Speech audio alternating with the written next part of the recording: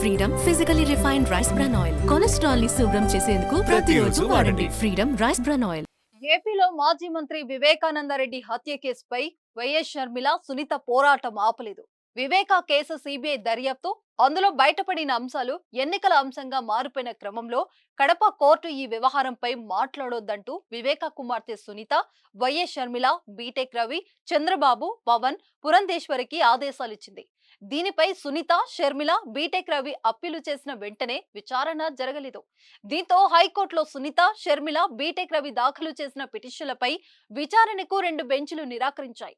దీంతో ముచ్చటగా 3వ బెంచ్ ఈ పిటిషన్లపై విచారణ చేపట్టి కీలక ఆదేశాలు జారీ చేసింది. వీరు దాఖలు చేసుకున్న పిటిషన్లపై ఈ నెల 8వ తేదీలోగా తేల్చాలంటూ కడప కోర్టుకు గడువు ఇచ్చింది.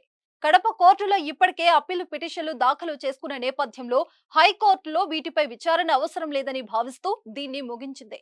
దీంతో ఇప్పుడు బంతి తిరిగి కడప కోర్టులోకే వెళ్ళింది.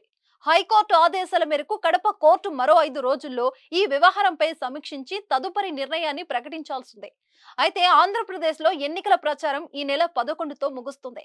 కాబట్టి కడప కోర్టు సానుకూల ఆదేశాలు ఇస్తే ఆ 3 రోజుల్లో ప్రచారంలో వివేకా కేసు ప్రస్తావించేందుకు షర్మిల, సునీతకు వీలు దొరుకుతుంది. ఎన్నికలు సమీపించే వేళ ఏమాత్రం అవకాశం దొరికినా ఈ ఇష్యూని మరింత బలంగా ప్రజల్లోకి తీసుకెళ్లాలని చూస్తున్న షర్మిల, సునీత ప్లాన్ ఏమవుతుందో చూడాలి. సుమన్ టీవీలో మీ పర్సనల్ అండ్ బిజినెస్ ప్రమోషన్స్ కోసం కింది నెంబర్కి కాంటాక్ట్ చేయండి.